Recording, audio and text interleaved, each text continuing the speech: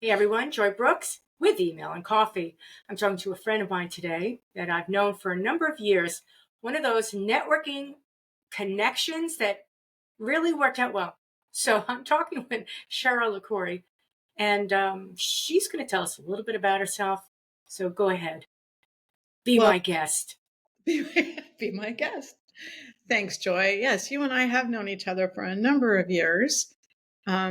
So I live in the Bay Area, and I am currently pursuing my own business as a messaging and marketing coach, working with entrepreneurs and service providers and coaches with their messaging so that they're very clear about the value they provide and who they provide it to. But before that, I was in B2B SaaS startup world, working more or less as an email marketing manager and marketing ops person. What else do you need to know? So that's kind of it about me. There you That go. I know. So today, well, let's wind the tape back. So I don't know how many times I had said, "Gee, Cheryl, why don't you come on email and coffee?" And you're like, "Yeah, no, yeah." So recently, when we just decided to have a little chit chat, I did it again because I don't want to bug you, but I don't want to make it sound like I don't want you. So I'm like, So I said, and you said, you know what? I do want to talk about something. So what was that? Yes, it was about hearing loss. It it has come up a lot lately, even though I've had it for. I was diagnosed over 10 years ago with a condition they call Meniere's, and at that time I was fortunate to experience the trifecta of hearing loss, tinnitus, or tinnitus. People pronounce it differently. It's just this ring in the ear or some noise, and vertigo. And that was about 10 years ago. And that kind of set me on this path to deal with this condition as my hearing has gotten worse and worse. But to your point about yay, and then no, and then yay, and then no. um, that reminds me of a joke. Anyway, I just feel like things sort of unfold in a divine way that is the right timing for something. But you and I were talking when you first launched Email and Coffee, however many years ago that was, and I'm just so thrilled that you've continued it and consistently, and you just kept on doing it and kept on doing it. And I admire that aspect so much. And now look, you have this huge body of work that you can point to, and all the people that you've interviewed and that you've met. And I'm sure it's had some bumps along the way, but ultimately I'm just thrilled for you and what you've created with Email and Coffee. Thank you. Thank you very much. I Elvis, a little Elvis. Thank you very much. I definitely, there's always bumps, always, and Yeah. there's always the question of, and what am I doing? Yes. Or the way you wake up in the morning and think, oh, do I have anybody booked? What's going on? I should be looking. And that process in Mm-hmm. and of itself is basically like, pulling hairs out of your head one at a time. There's tweezers that can help you do that. That even hurts. All of That even that, hurts. yeah, like, so you've done this so much, and I was curious, like, what's been one, like, a biggest thing that you've learned, a new thing, like you didn't know before, but you learned? That I have no clue how to interview people. You have no Clue clue. how to interview people. Oh, how to interview people. Hmm. And it's really. It's because I don't know if it's something I was taught or if it's just the fact that I'm enormously selfish. But I don't like to ask people questions. So You like if I were to say, "Hi, Cheryl, how are you?" and if you were to say "fine," and you were to say, "Joy, how are you?" I would say "fine." Now I might go off and tell you a story, mm-hmm. right? Because I don't shut up, but I wouldn't make you tell me a story. You would not. Nope. Okay. And So other people would say, but Cheryl, what's going on with you? Or how are you? Tell me what's going on. I have to make a point. yes. Yes. That's a muscle. That is definitely a muscle that I think you have to develop if you're going to be, and you obviously have had to, but it's not a surprise that what I've realized that, asking people questions, very few of them actually come back with a question after, they're telling their story or they're answering the question. And so if it's a tennis game and the ball is supposed to go back and forth, but you serve it and it never comes back. So it's actually pretty common from my experience. On the flip side of that, I love asking questions. Some people are very good at it. I am super curious. Like right now, right? We're supposed to be talking about me, but I was really curious about your journey with email and coffee because I have a little more context or knowledge about where you were when you started it. And because you're my friend, I just really want to acknowledge and presence where you started versus where you are today. And here I am like, wow, this is really great. This is really great. So along those lines, the elephant in the room with the big ears is inaccessibility, and the fact that we're all wound up about making sure people can see colors and making sure that people can see the type font but nobody talks about, can they hear it? Yeah. And closed captioning is sort of, oh sure, YouTube has closed captioning, yeah, and we leave it at that. And along the lines, hey, Riverside, if you're listening, we have a request, because this software, I think Zoom has a transcript, Mm-hmm. correct?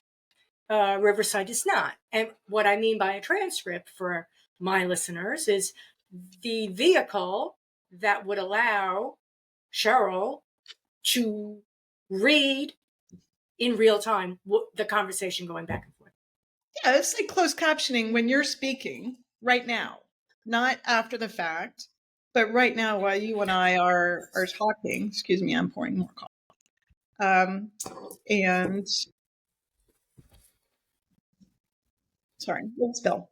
You're cleaning. Would you like to go clean your house? I'm just going to clean my house now. What's going on here?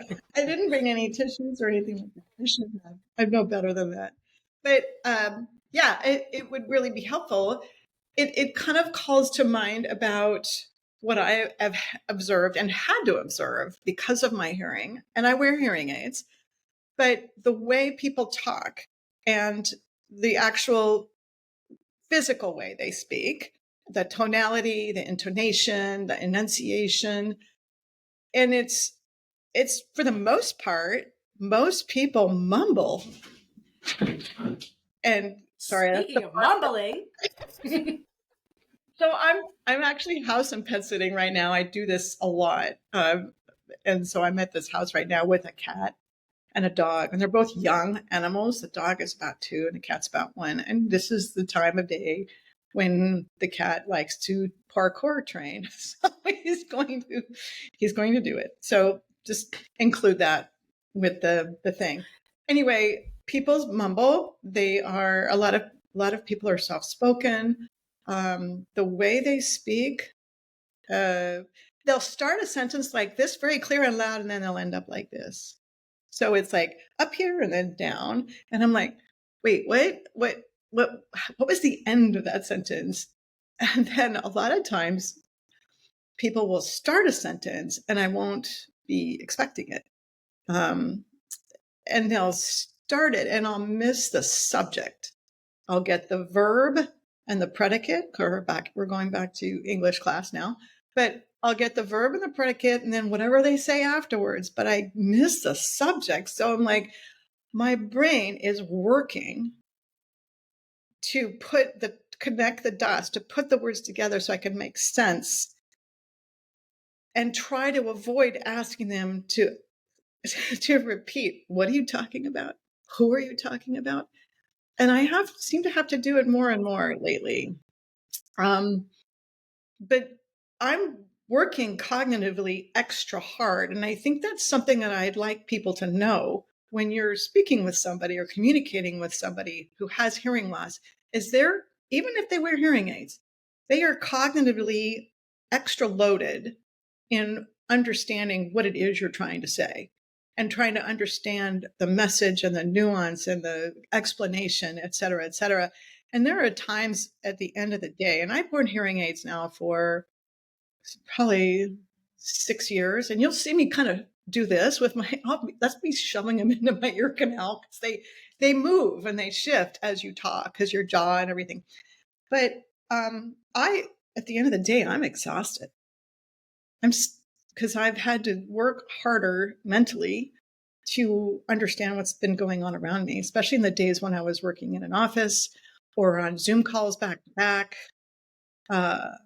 going out, to workshops, conferences, restaurants, happy hours, bars, things like that.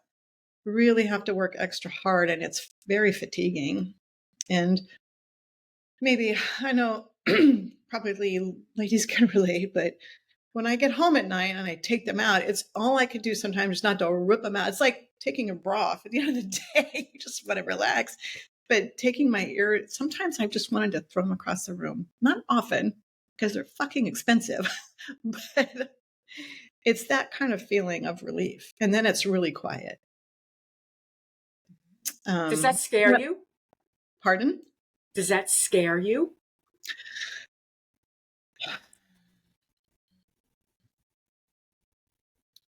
That's an interesting question. I've asked myself that. Does it scare me that I might be completely deaf eventually? Yeah, I think so. If I really think about it, and I think where I go with that is like, I don't want to think about it. So I don't think about it. Or if it comes up, I'm like, I better learn sign language.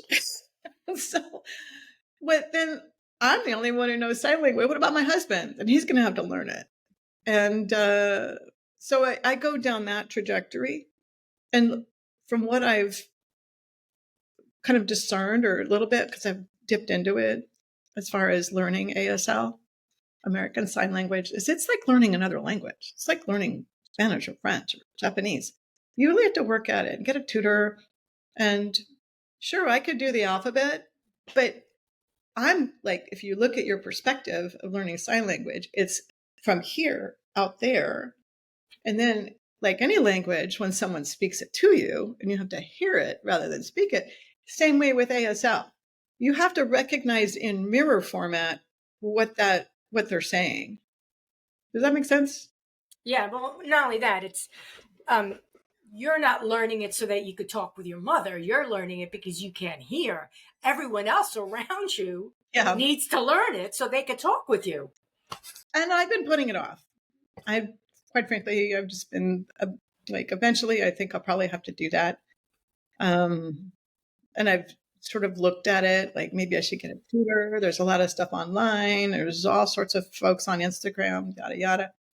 Eventually, I'm going to have to do it. But right now, it's a whole different community. Say that again? It's a community. It's a community.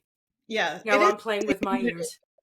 It's also a whole culture in and of itself as well. And I'm feeling like it's a community and a commitment. It feels like I don't think you can learn it, sign.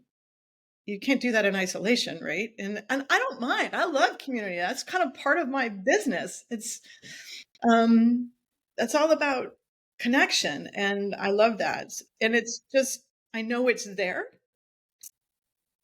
I would say there's a tiny bit of avoidance, but right now I have some other bigger things that I'm kind of working on. I need to deal with, going through things. And I know that that's there kind of waiting for me. And as I said at the beginning, just kind of letting divine timing just kind of show up and it'll be fine. I have faith that the timing will be right. Makes sense. Yeah. What a lot of people they take for granted. Now, my husband was partially deaf, and he just would buy cheap ear things that would, reverb in his head, which never worked. But he would always just go, "What?" or ignore me, one or the other. Or we'd have arguments over things I never said. No, I didn't say that. What? Okay. Yeah. So, but what I think people don't realize is some amount of denial that many people have over the fact they don't hear what you're saying. They don't want to admit they don't hear what you're saying. It's a big deal. Yes. I could talk a little bit about that. Go ahead. That's why you're here. Do you want me to just go? Go for it, Cheryl. Thanks, Joy. Well, so early on, and my husband is he's on to me. He's totally on to me. He knows that I sometimes pretend not to hear him.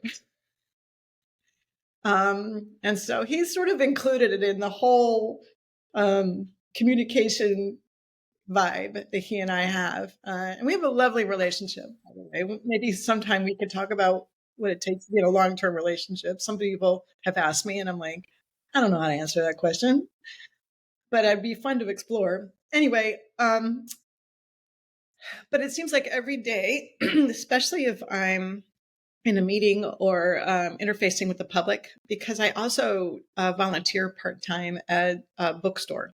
And I have to interact with other volunteers. And I also have to interact with customers and also just out in the world, just going to the bank, going to the store, interacting with people for whatever reason. And I have to make a decision almost all the I'm going to say 60, 70% of the time. If I can't understand what this person says, do I pretend that I understand? Do I assume? Like I take context and perspective and the situation and I make a leap of an assumption? Or do I outright ask, what are you talking about? Or can you repeat that? And then another level to that is I have to explain that I'm hard of hearing. And I avoided that for a long time. Like, I'm going to pretend that I heard that person. I do it less and less, but I used to do it a lot more. And yeah, it got me into trouble sometimes, but no. I've learned over time to get more comfortable with this condition as it's gotten worse because it's like, it's not getting better. It's never going to get better. So I have to really, I get a lot of introspection, like, okay, what is it about myself and that my hesitation to let people know that I'm hard of hearing?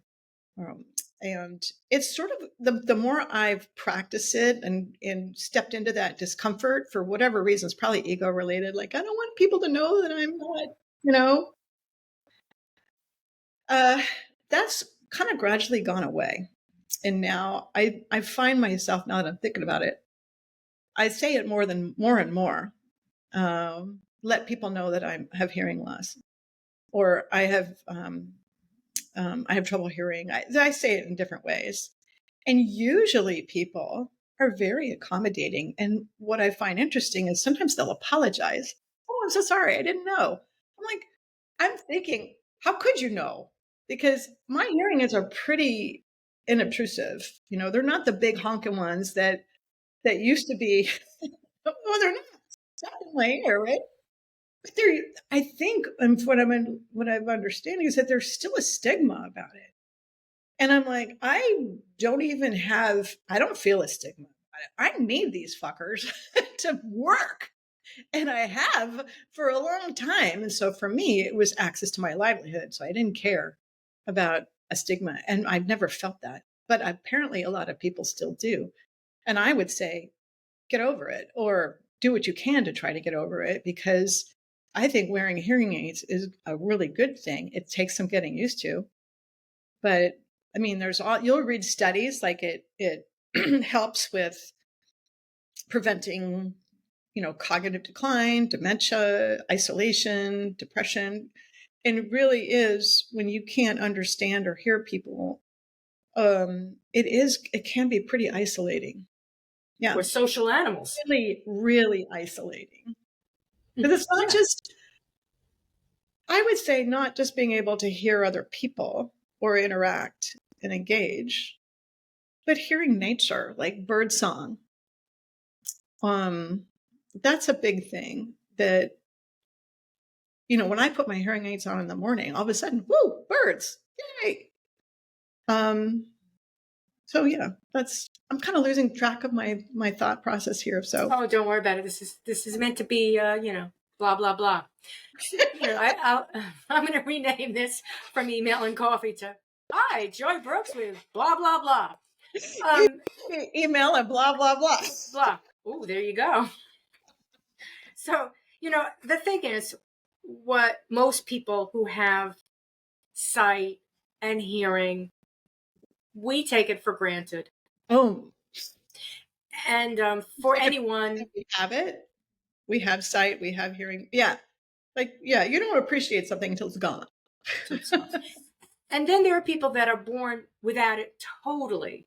So their sense of life, their senses, like you said, you go on, you're on, cognitive alert because you're looking at the person, you're seeing what they're saying, how they're talking. If you're going to miss a word, are you going to get it, or are you going to ask them to repeat themselves? So you're constantly doing that. If you have never had the ability to hear people, what you've done is your entire life has been looking at their mouths, watching their face, watching their hands, all of those things. All of those things. And again, I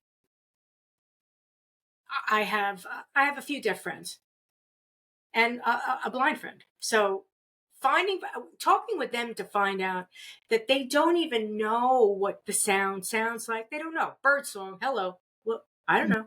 Yeah. I don't know. I see for a deaf person, they see a bird, but have no idea what it could sound like. They don't know what we sound like, no less what the bird sounds like.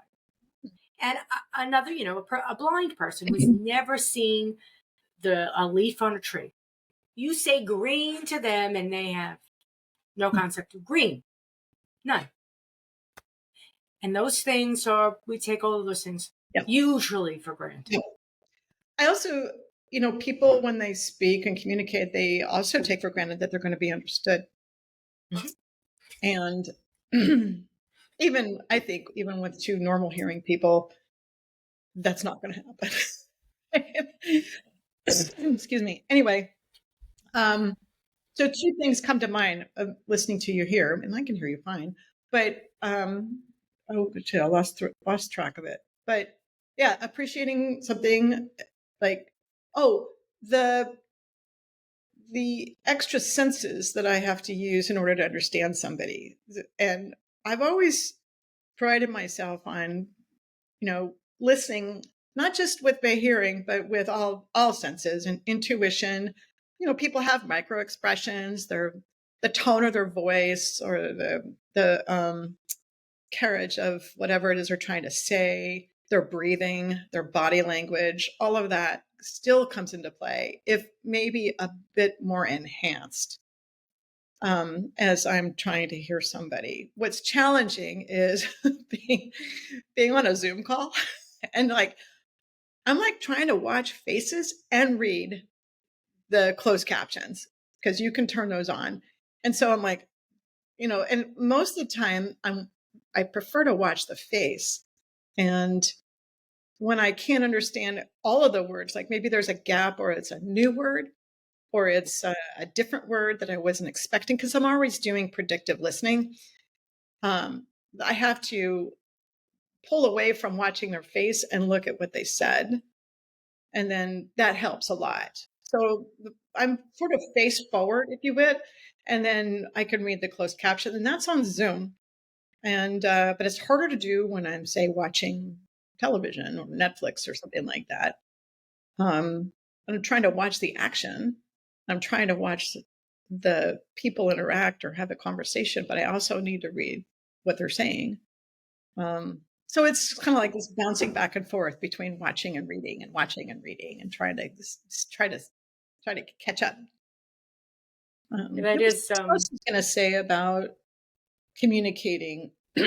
People assume you understand them, and when you have to pause or ask them to pause and ask them to repeat themselves or explain a little bit more, or what was the phrase you used, what was the word you used, most people are okay with it, but some people can be total assholes about it because they feel like they take it personally. Like and I've had people on occasion, not a lot, like come at me like, what's like, it's my fault. Like, what's your problem? And I usually just sort of deflect that. I usually just sort of, roll with it, say, hey, look, it's hard of hearing. You said something and I was unfamiliar with that phrase or word. Can you just repeat it? That's usually fine. But where I used to have a real big problem with my father, and he's in his early 80s. And over the past few years, whenever we'd get together, and he's a monologuer. If you want to talk about that tennis game where you serve the ball and it never comes back, you serve the ball, he takes that ball and he's over in the next county. You're never going to see that ball again. And 2 hours later, maybe I've gotten in 30 words. Anyway, there were many occasions where I would have to ask him to repeat himself because he's kind of a mumbler as well.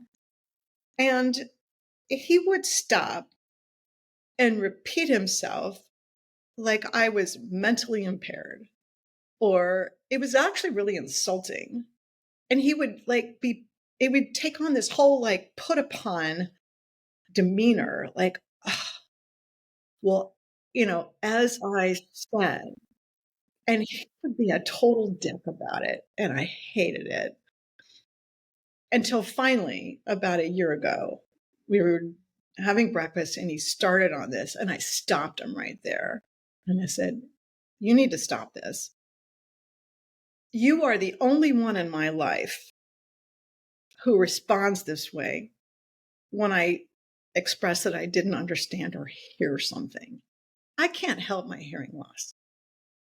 It's not anything I can control, but you can control your response when I ask you to repeat yourself because I simply didn't hear you, or you used a word or a phrase or whatever, and I'm just asking you to repeat it. Don't come back at me like I'm an idiot. This condescending, insulting, disrespectful way of you behaving when I simply ask you for clarification. And I told him, I said, this needs to stop. You're the only one in my life who does this. My friends don't do it. My husband doesn't do it. Even my son doesn't do it. So you need to stop. I was pretty adamant about it because I was just like, I'd had it up to here. And he got it. He got it. I think he finally got it. And now he rarely does it.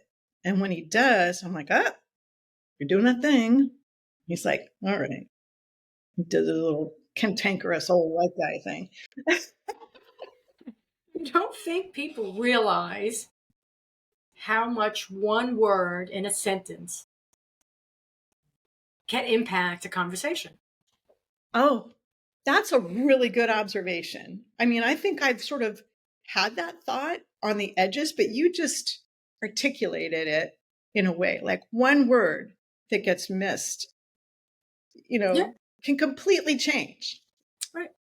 Yeah, that's a good point. I mean, I could be telling a stupid story. I was at the supermarket and I was blank down the aisle, running down the aisle, walking down the aisle, talking to myself, throwing up, falling down.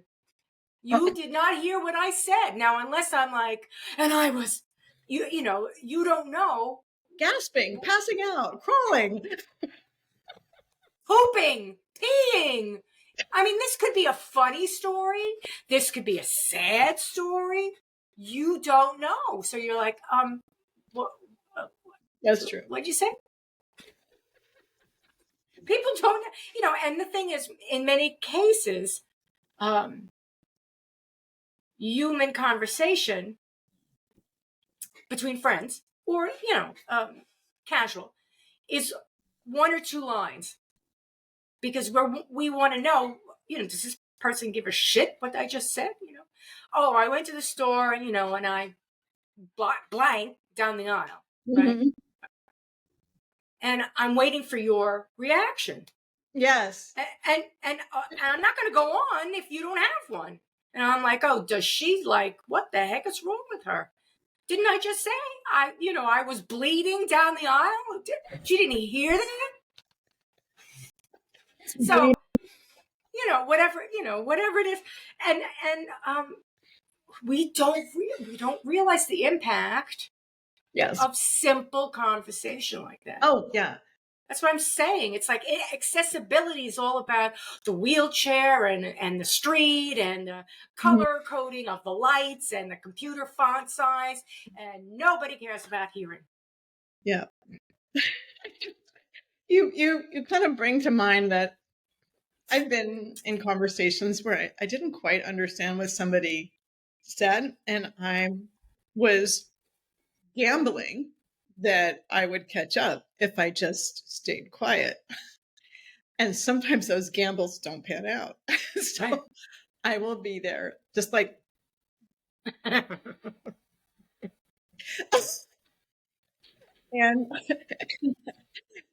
and they'll go, "You didn't hear what I said, did you?" And I'm like, no. No.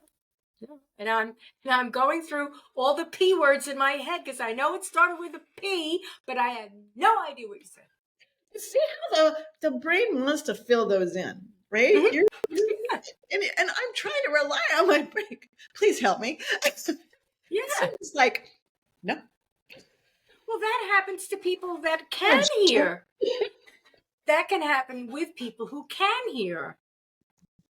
But, as I said, you're having a conversation, perhaps you're getting a little angry and you say something and they're like, I can't believe you said that. And I'm like, what did I say? And they're like, you said this. Say that. And now My husband and I almost wanted to start documenting the difference between something he said and what I heard. And it's sometimes can be wildly different. And do you have an example?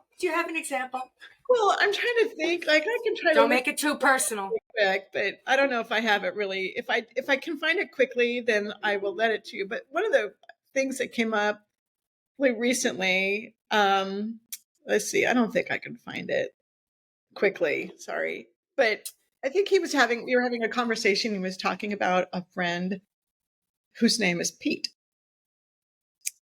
And he said, I forget what he said, something about Pete's going or Pete's out of town or something like that.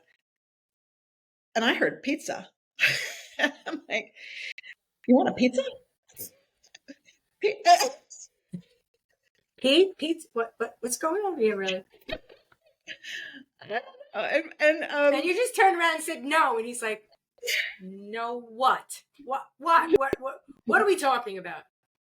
Yeah, he had to really enunciate it, but it was pretty funny. We were laughing about it. I think that was the conversation that made me think about, I really need to start documenting, but obviously I didn't because I can't find it.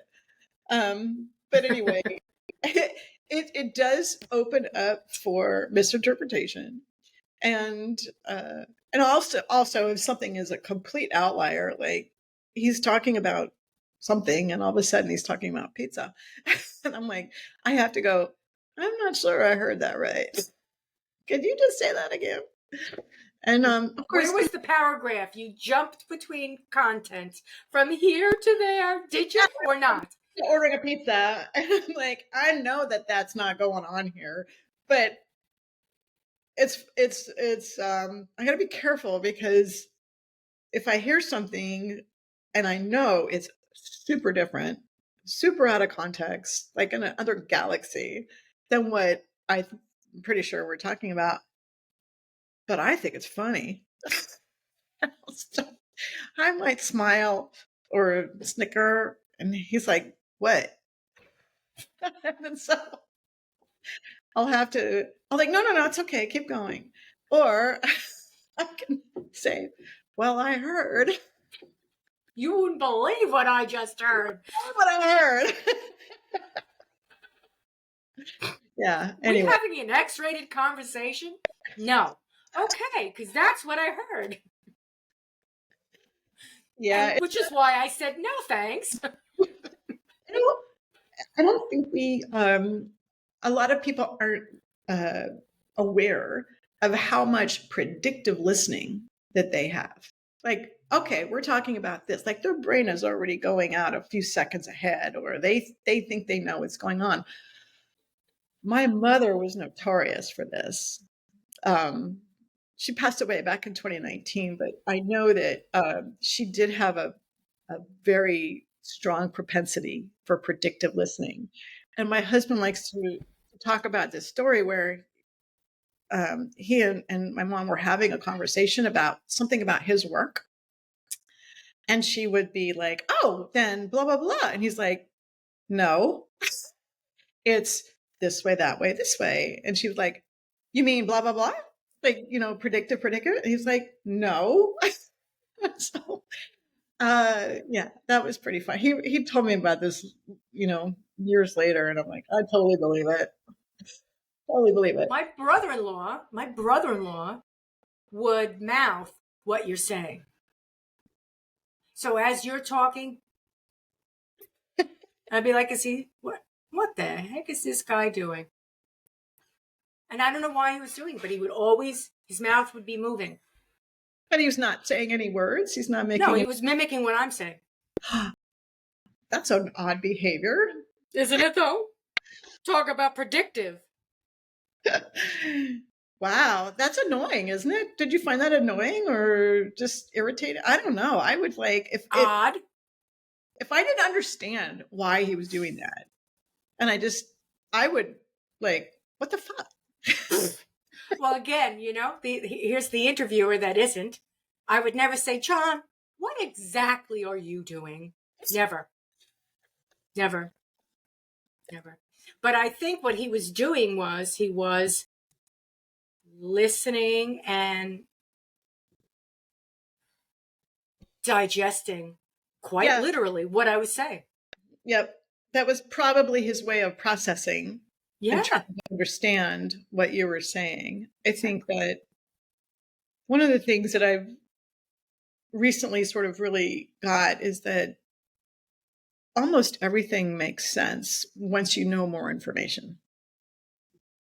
And so if your brother-in-law was sort of mouthing as he's listening to you, because he's just processing.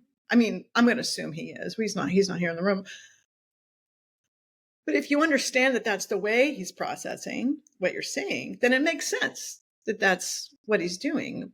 Whereas if you didn't really think about it, you would go, "What's this guy doing? Is he making fun of me? Is he I don't even know if he knew that he. I don't know if he knew. I don't know if he knew he was doing it. Yeah, that's why totally unconscious. I don't think he did. Yep. Those verbal processors. He wasn't verbal, but he was definitely processing. Yeah. But verbal processors, boy, they take a lot from me. What's that? What's a verbal? What do you mean? Well, they're talking and thinking at the same time. So they don't have a fully formed thought in their head and then like thinking and then saying. They're actually thinking and talking at the same time. And so they're exploring and wandering and supposing and like pulling in all sorts of information and trying to put it together before they come out with a conclusion, if you will, or a point, or information. And so not everybody does this, but a lot of people do.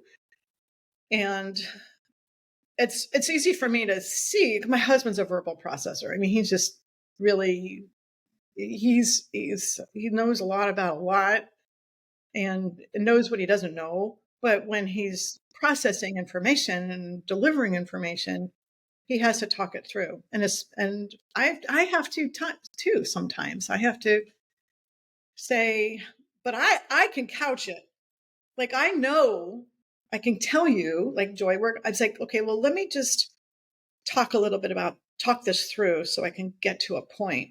How should? So I'm warning you, not warning you, but I'm kind of creating a container for you to be able to listen and give me space to talk, right?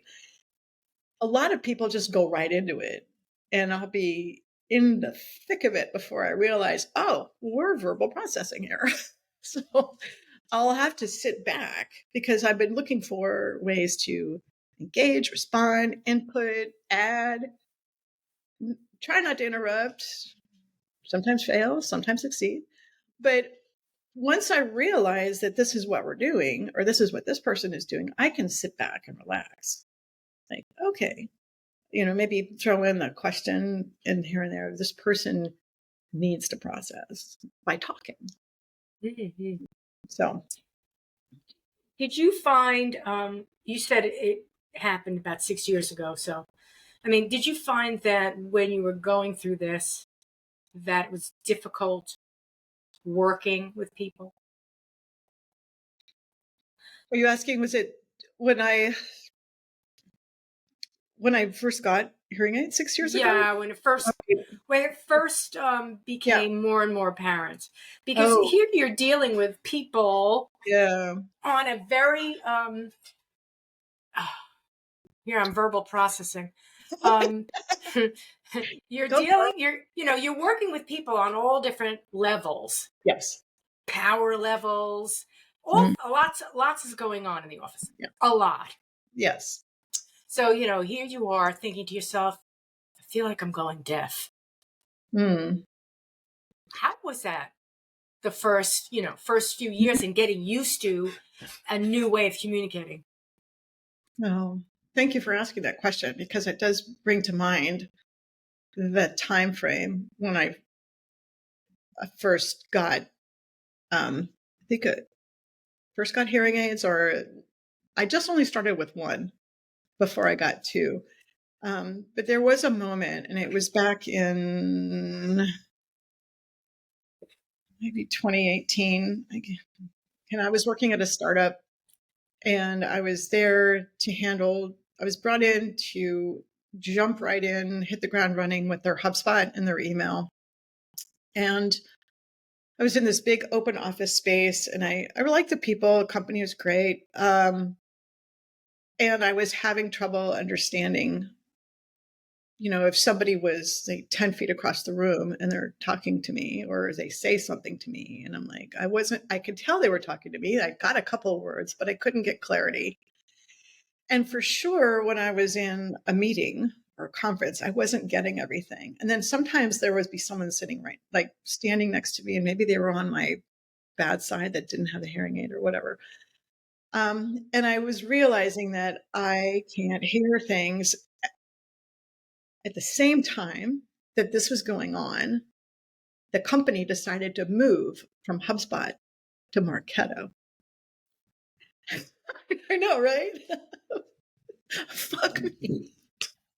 And so I go from an expert and feeling very comfortable and very proficient and competent working inside a HubSpot and getting, delivering what I need to deliver, to having to get trained on Marketo. Yeah, this was definitely first quarter of 2019, because I ended up going to Marketo, like Nation, whatever the conference is in Las Vegas, because for the training. But they did it very, very quickly. Usually when you convert, a large database and a large CRM from one to the other, it can take, 6 months. They did it in like 2. And I had to learn. I go from HubSpot, which is pretty intuitive, to Marketo, which between you and me and whoever's going to hear this fucking sucks. It's terrible. Some people Not exactly intuitive. I have a total theory about why people like it and why people hate it. And it's actually reverse of people who like or hate HubSpot. And it's an interesting dynamic, I think. But from my point of view, as a daily user, Marketo is awful. And I ended up going and working at the mothership for Adobe. And their Marketo was like nothing you have ever seen. It is so customized and so, it has to be. They have millions and millions in their database, but it still sucked. It still absolutely sucked. Anyway, we have to transfer from HubSpot to Marketo, which is already really stressful for me. I had to go to this conference, which is already really stressful for me. And then my hearing is whacked. And that's kind of like those two things overlapped. And I'd say the biggest thing I got out of that was problem solving. And once it was really stressful, and Cheryl under stress is not a pleasant person to deal with. Like a little short tempered, might say anything inappropriate, F-bombs here and there, just being really transparent. Yeah, it did not go well. My boss is not pleased with me. But once I was candid about what I was dealing with, I just said, frankly, this is stressful for me to move from this platform to this platform. And also I'm dealing with this hearing thing, which I am trying to solve and get used. I went to an audiologist, got my hearing tested, got hearing aids, and things were fine after that. Like just with my hearing and being able to. And then I had to kind of adjust with how hearing aids work in the world. It does not mimic natural human perfect hearing. I want people to know that. Hearing aids help tremendously. I think if somebody is having hearing loss, to get a hearing aid or get hearing aids. It's like there's no stigma in it. And if you can afford it, get as high a quality as you think you need, depending on your lifestyle. If you're working still in the work world, try to get high-end hearing aids. I'm not shilling for any product, but I do know that if you are still in the work world and you're having trouble hearing, you get as high an end of a hearing aid as you can afford, and they can get really expensive. If you don't, and you could go to Costco and get those, or now hearing aids become a little bit more accessible as far as pricing goes. That wasn't always the case. Just get it, because it really can make a big difference. It did for me, and I needed it to, like I said before, to work, to generate. You mentioned, you touched on something that I also wanted to talk about. And you said it's not, when you get hearing aids, the functionality, what you hear, it's not the same. So you're in an office, and people next to you, like you said, somebody across the hall is hollering at you. If you're in a large office with lots of cubies, there's noise all the time. You go to a restaurant, you've got all this background going on. Needless to say, you go to a concert and it's a noise fest. I don't go to concerts anymore. Right? Take them out. Like concerts sometimes are loud enough where I can take them out and I'm fine.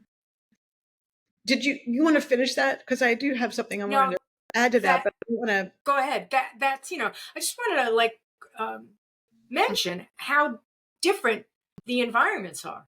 Yes, I love that you brought that up. I think you're a pretty good interviewer. You're better than you think. I'm learning. Yeah. But hearing aids now have a technology they're able to adjust to the environment that you're in, and so I have a couple of settings that I could either, click on the back of the hearing aid, or I can use my app. And I usually mostly do app. And there's a place where you can just do one-on-one and sort of normal everyday world, right? Or you can adjust it for a noisier environment like a restaurant. Or you can adjust it for, say, a lecture or a classroom setting. And then I think there's a fourth setting, I can't remember. My hearing aids are older. They're about 4 or 5 years old. But the ones that are out now use AI and these tiny little chips, and they're really supposed to be very smart. I'm very curious about how they operate because they're apparently able to better isolate conversations in a noisier environment so you can hear better. I think picture you're at a round table at a conference or a restaurant, and there's 8 people in the table. Like right now, there's conversations going on amongst people around the table, and the only person I can really focus on is the one next to me. Or if the person next to them is talking to me, I have to like really focus on what they're saying and try to black out everybody else's conversation. And also the room as well. It's incredibly difficult. It's not impossible. It's just difficult. And then if someone across the table says something to me, I'm like, like, you're going to have to say that again and a lot louder. But the hearing aids now, and I have Oticons, if anybody's interested, they're able to do that really efficiently. Apparently, I haven't tried them because they're really expensive right now, and I just don't have the budget right now. But still, it's great if that's the case. Like they're getting better and better. But don't for a second think that they mimic or get you back to normal hearing. Your brain, in normal hearing, your brain automatically filters out all that noise. Your brain just, you don't even, there's no program, there's no conscious thought. It's just automatically filtering out all the noise that you don't need to hear. And if you had normal hearing and you are at that table and someone says something across the table, you can hear them. You can hear the person next to you, you can hear person next to them, you can hear the person across the table. No problem. Because your brain and your hearing are working in that way. But when you have hearing aids, it's a whole different world. Well, you need to second guess yourself. Like if I were to go to, if I knew I was going someplace, I'm going to a wedding. Okay, so I know no one there. I know no one. I have no idea what's going to happen. You're going to a wedding? Did you say you're going to a wedding? I'm going to a wedding. Okay, good. See, I'm going to a blank. You're going to the toilet? Where are you going? Funeral and wedding sound pretty different. Yeah. So, oh God. So I'm going to a wedding, and I know no one there, and so my expectations are going to be set to this certain thing that I don't know anyone. Right. The questions they're going to ask, the conversations I'm going to have are going to be pretty meaningless. I know no one. As opposed to, I'm going to a wedding. I know everyone. It's my, daughter's getting married. The whole thing is set off. Now, if I can't hear the expectations of what the devil's going to go on, it's a whole mind shift before I even get there. Yep. Yeah, I still do. I do like getting into deeper conversations with people I've just met. I love it. I think that's a skill that I have had for a long time because I'm genuinely curious about people, and I love to ask those deep questions that are sort of risk-taking on my part. That has diminished to some extent. I still love to do it. And if I'm in the right environment, I'm okay to go there. But sometimes the environment, it's hard. It's really hard to engage with that behavior, that activity, which brings me a lot of delight and joy. So I've had to like really go, I can't do that right now. I've left parties early because I'm just like, I'm a little like up to here, like, even though I wasn't there that long, it's just maybe noisy. There's a lot of people. And it takes a lot as I said earlier, to understand somebody in a noisy environment. So yeah, I would approach things. I would decide maybe not to even go somewhere because I know the environment's going to be really noisy and it's hard. It's going to be hard for me to engage. There are times when it's like I really need to do this. I need to go to that networking event or that conference or that workshop or meet this person in this environment when it's really noisy. I just have to, just get in there and just do it, right?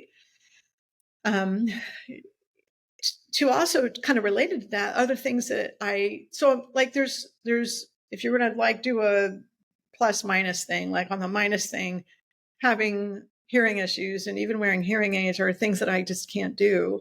And one is like, I used to love going to live comedy shows, and I can't really do those anymore because it's too noisy when people laugh and I can't hear the comedian as they set up their next joke. Or they'll make another joke while people are still laughing and they start laughing more. And I miss that joke because the noise is too much. And it's really disappointing because I used to love going to live comedy shows. I also don't go to movies very often because even though the sound is pretty loud, I still miss things and it's just uncomfortable. What else don't I do? There's just certain things that I avoid. Things that really are kind of nice is that my husband knows I do this. I can mute. I can mute the world, basically. If I'm wearing my hearing aids at any moment, I can just go on to my app on my phone and I could just hit one button. It's like hitting the mute button on your television. Now, it doesn't block out, it's not noise canceling, but it is definitely a muted world. And when I'm driving by myself, because road noise in cars are pretty noisy, actually, I'll do that. If I'm on the bus or the public transportation, I might mute. My husband is able to listen to his music, which I don't mind his music. It's just not my music. But we're in the same small space. I can mute. He can listen to his music and I can just have silence, or I can listen to my own thing. It might be a audio book or a podcast or just having quiet. I like quiet. I like quiet. So that's kind of a nice perk. Also, when I am walking outside, for example, I can turn down the volume of the world. So the world is a noisy, noisy place, and I can mute all the way, or I could just turn it down a little bit. And then when I go to my audiologist appointment, which is like every 6 months, because these are prescriptive.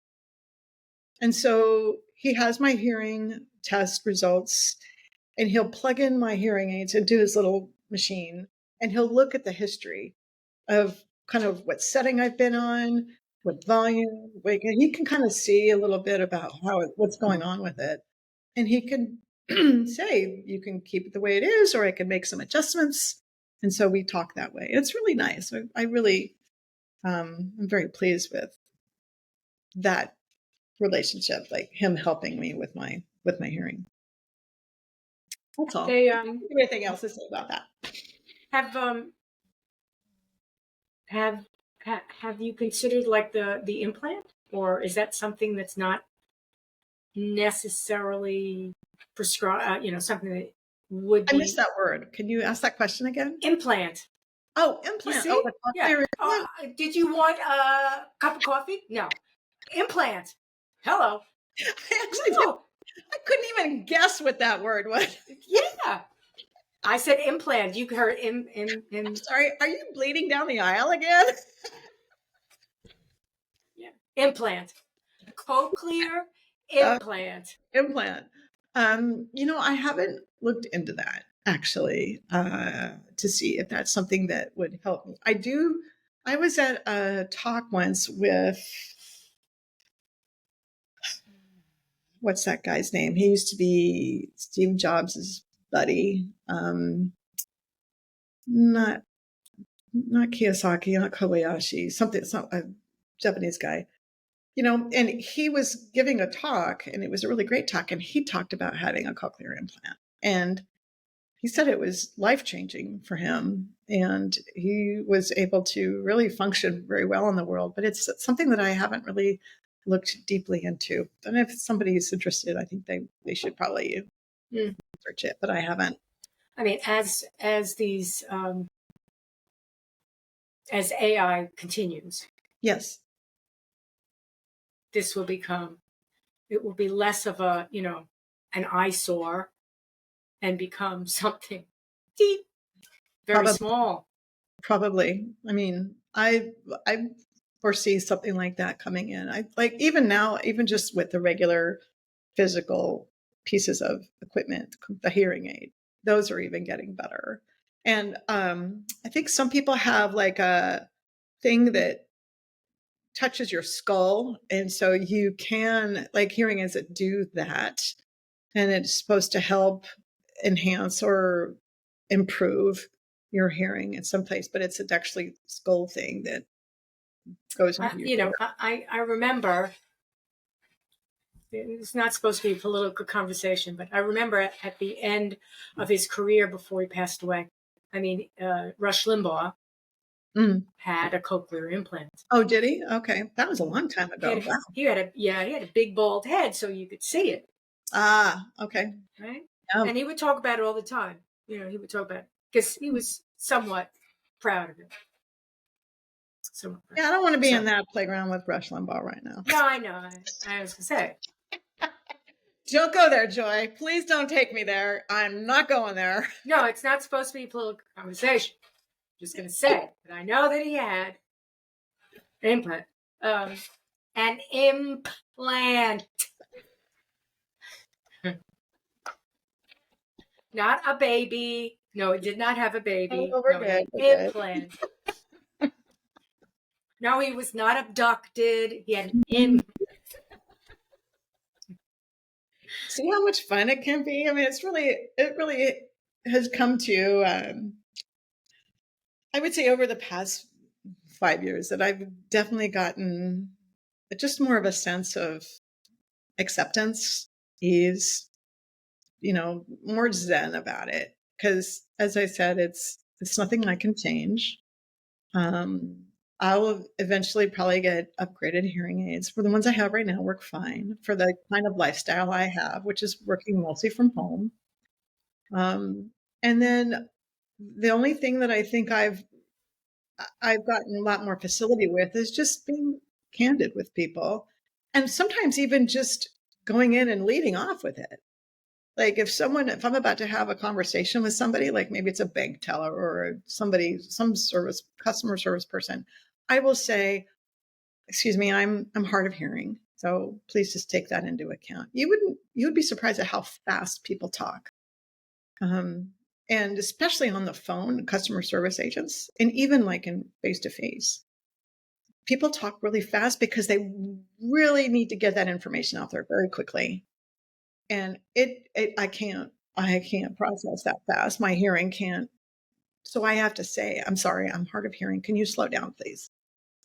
I have to do this a lot on the phone with people because customer service agents on the phone speak really fast. Another thing that I'm kind of lament, it's kind of a little sad for me, is that I used to be really good at understanding accents. I was going to say that. Yeah. We said customer service. I got you. Yeah. Chinese or Japanese or Arabic or Persian or French or whatever. I got you. And now it's like, I don't know that. I just don't know what's going on. What are you saying? And yeah, so it's if I encounter someone who has an accent, I kind of go into panic mode. Like, oh, I'm not going to understand what they're going to say. And yeah, and to that, not accents related. That's just kind of my own little fear thing. I'll eventually get over it, but it's just something I can't help. When I'm out in public, like with my husband or my son, or even a friend, and we're interacting with someone like a waiter, like a server or a barista or another service person, I might just kind of like, and look at my son and like, can you interpret for me? and just kind of step in, and they know they know now that, they take care of me in that sense. There are times when I just can't, like, if I'm by myself, I have to. But if I'm not, if I have somebody with me and it's a noisy environment, or they're talking really fast, or it's just, we need to get something done expeditiously, I will look at that person, my friend or my hubs, and just, they'll interpret for me. So they'll hear it, and then they'll look at me, and then they'll say it. And I'm like, oh yeah, okay, well then, yeah, we'd like a table for 3 in the back. Yeah. It's something that happen. First of all, being in email marketing means Yes. you've had to deal with technical conversations Yes. with people Yes. from all over. Ooh, yeah. Mm-hmm. Russia, China, India. India, the Philippines, Mm-hmm. all over. Yeah. Who may have command of the language or may not. Right. So you don't even know if they know what they're talking about. You don't know what they're talking about, and you're Yes. thinking, do they know what they're like? I don't know. I don't know. I don't know what's going on here, and I don't know how far. You could ask them 5 or 10 times. Could you please repeat that? And you still don't understand because they're not using the right word to start with. Yes. Well, if you what you just said actually brings up a thought that has a couple different levels of, at the surface level of the conversation, when you can't understand somebody who is, not an American person, right? And you ask them to repeat themselves, and you're really not getting those words. You have to slow the conversation down. And I think as our world gets faster and faster and faster, our communication, especially if you have this hearing problem, it has to get slower and slower and slower. And you have this gap, right? And it's really, I think, incumbent, like, I'm just put myself in this place. It's really incumbent upon me to create the space where that person hopefully can be comfortable with slowing things down. If I'm like, look, I am really trying to understand what you're saying. And what I'm getting, what I do hear, or what I think I understand is this. But tell me where that's not accurate or where I'm wrong about it. And they have to slow down too. And I've had to tell people, please slow down your speech. And It's uncomfortable. Thing, I don't have the answer to it, but you just kind of made me think about this, as the world gets faster, I have to slow down. And maybe there's some sort of, spiritual life lesson in there. I don't know, but I don't really mind at this point in my life, because I could see the world getting faster. Kind of freaks me out a little bit. I don't try to keep up with it because I don't think that's the point. I don't think that serves me. And then sometimes I have to be reminded that I have to slow down. And the hearing is a pretty good reason to do that. Pretty constant. Well, I would say that people are taking it for granted and they don't hear it either. I'm sorry. So you're having a conversation with someone who may not, English is not their first language. No. Now, whether you're, attempting to manage a technical problem, troubleshooting problem, or if you're on the phone with your bank, or, whatever, or you get, the phone rings, you pick it up and you've got somebody trying to sell you something, or you perceive them as trying to sell you something you don't know. Right. Because honestly, you don't understand what they're saying. Yes. So and it happens a lot. So what most people do is they'll shut it down. And they'll, to the point of rudeness. What do you do when you get that marketing call with the person that doesn't, the scam, what you are considering is a scam call? You shut it down. You hang up on them. Hang up. How many times do I get the phone call? Hello? And it's always the same name. Hello, Pearl, but with a foreign speaking language. hello, Pearl. And they go on, they're talking about property. Now, I used to just hang up on them. But now it occurs to me, either they're giving my phone number out to the world and telling everyone, use the Pearl name and pretend you're interested in property, whatever, and scam the woman, or my phone number was once Pearl's number and she was a real estate agent. I don't know. But now I just say, I'm sorry, you've got the wrong number. Okay. The end. So my question for you, Joy, which I can't help but thinking it's been screaming. It's Pearl. Pearl. Who's Pearl? Exactly. Who's Pearl? Okay, so Pearl. one, who's Pearl, which I really don't care about. The second thing I really do care about is, Joy, why are you even answering those calls? I have two phones, right? One shows it as potential spam. The other one doesn't always. Are you a drug dealer or something? Is that why you have two phones? No, because it was my husband's phone. It was whose phone? Harry's, my husband's phone. Okay, got it. And I can't shut it down. Sorry. Because I'll lose his voice message. And anytime I want to hear it, okay, I'll just call his number and I'll be like, hi, Harry, I just wanted to say hi. Okay. Hope you're getting my message. Okay. You son of a bitch, bastard bum. So I was trying to make a joke. I'm like, oh.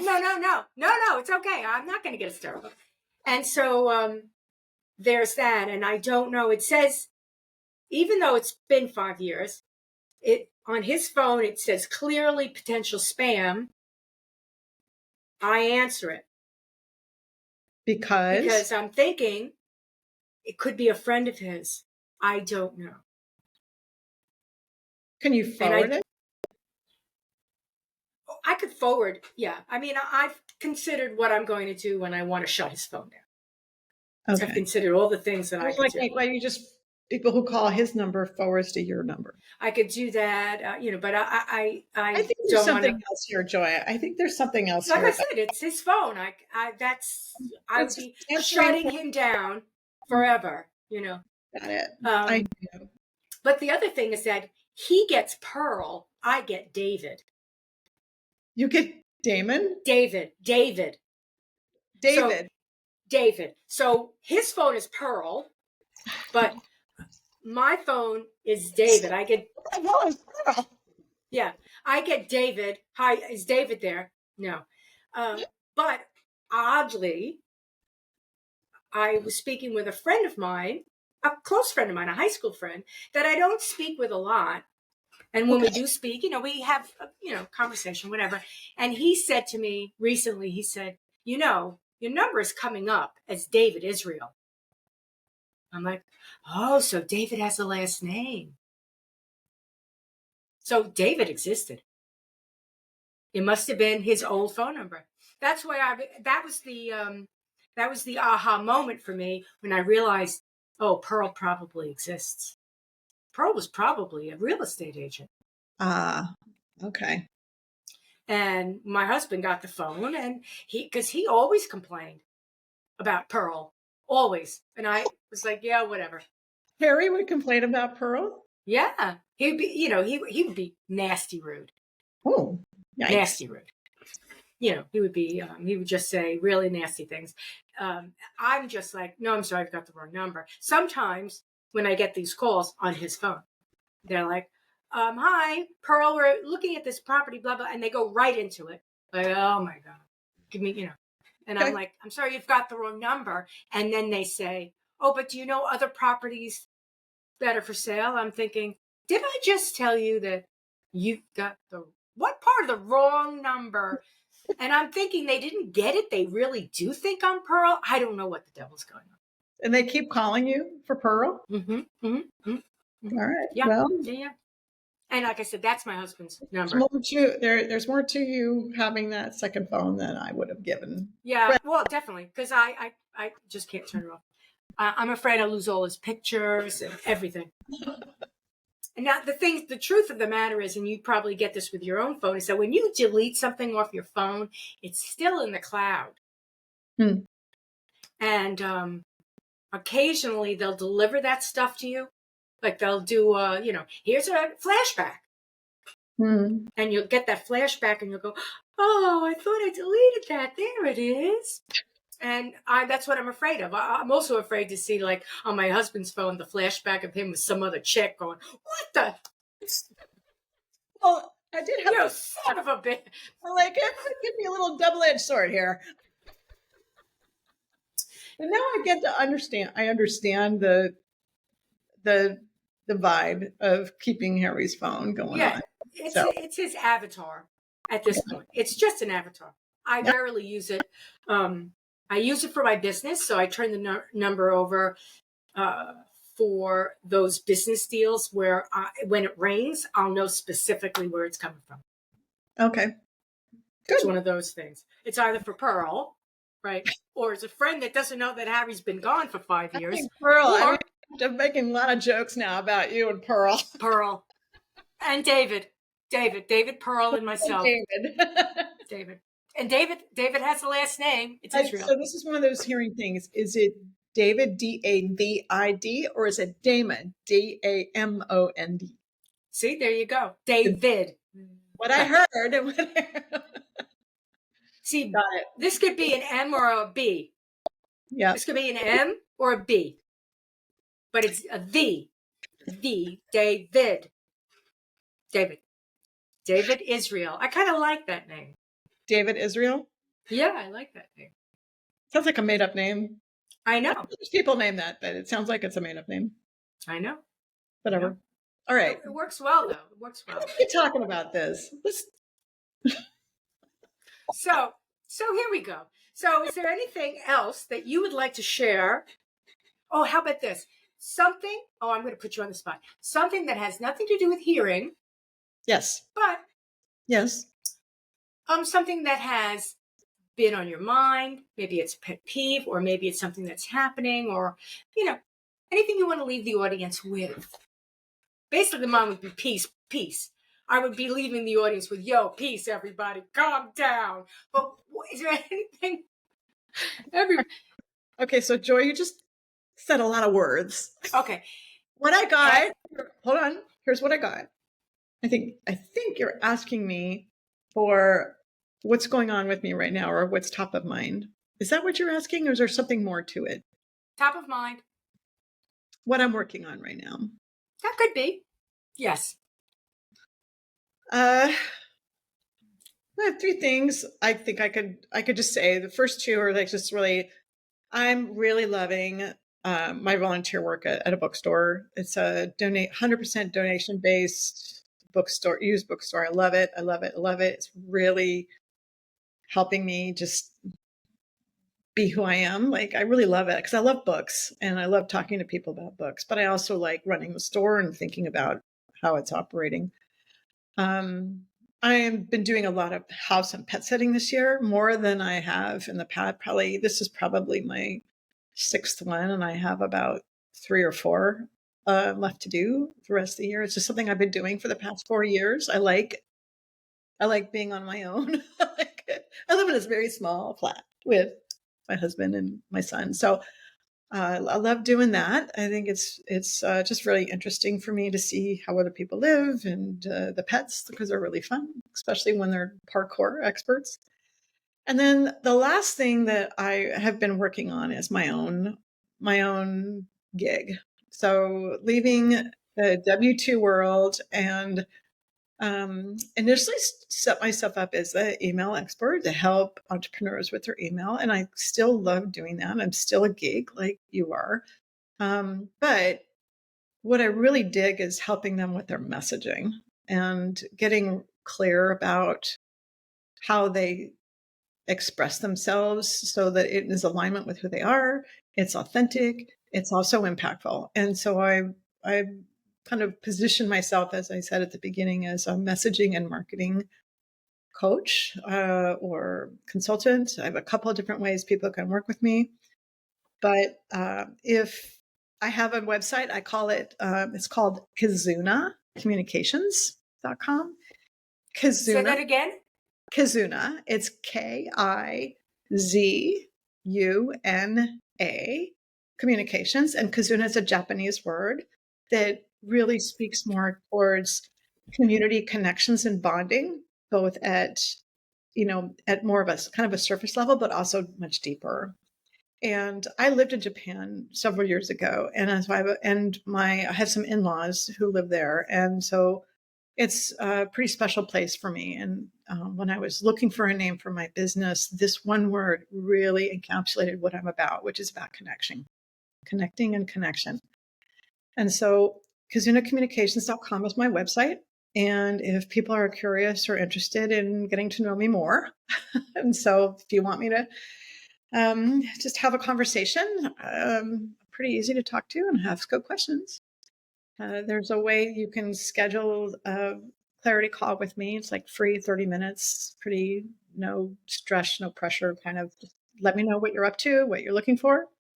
And if you have marketing or messaging questions, I have an easy way that people can connect with me by just joining my drop-in open office hours, which are on Fridays. And I have one more coming up, and then a pause for a couple weeks, and then beginning that up in mid-July.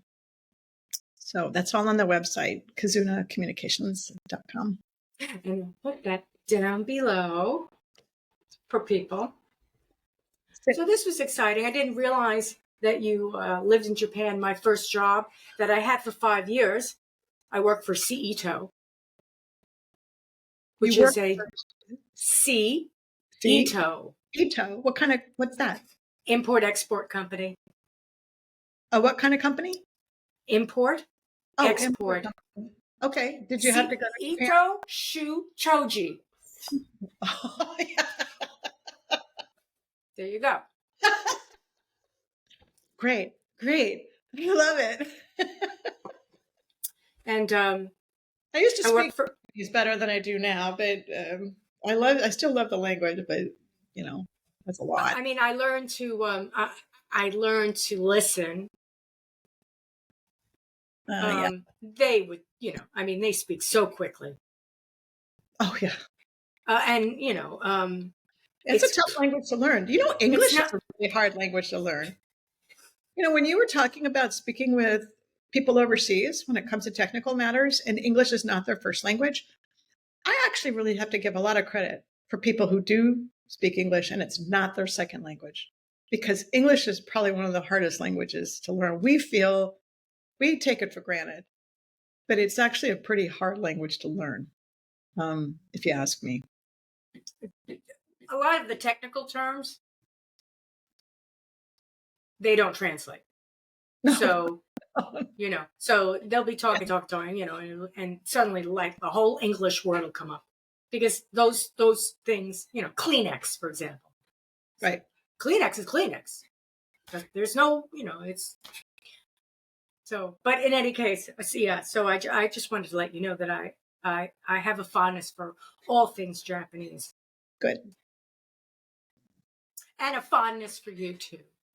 A fondness for you. Oh, geez, my hand doesn't work. You too.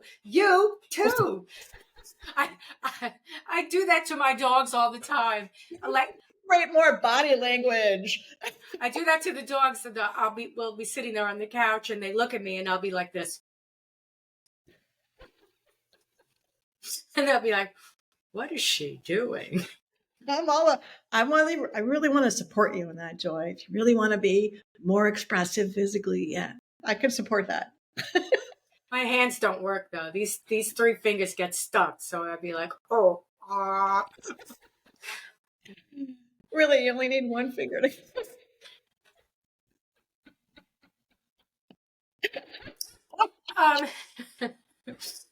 Really. So this has been lots of fun. I'm so glad we took this time together. I hope my audience took a lot of things. Yeah, they take a lot of things away from this, because the biggest thing is don't ever take life for granted, ever. Yep. As bad as it is, as bad as it is, that's what I want to have people live without. And I know, as bad as things are, and I know that things can be pretty bad because I've been there myself. Mm-hmm. I still want to say, try very, very hard to like catch a sunrise, Yes. or something that will bring your spirit up, because this isn't hell on earth. Yeah. It's heaven on earth. It And can be. it It's what can you be, make it, for it sure. can be. Well, I Yeah. really, I appreciate your having me on Email and Coffee and blah, blah, blah. Yeah. And I love making you laugh because you're not easy. You aren't.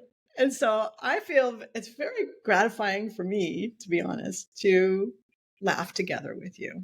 And so it's really special and means a lot to me. And again, I want to thank you for having me on your podcast. I know you work hard on it. You bet. And when the person who watches the podcast says, "Isn't that my house?" Who's this person in my house? Oh, that's right. She was dog sitting. All right, sweetie. Thank you so much again. Thank you very much. And that's a wrap.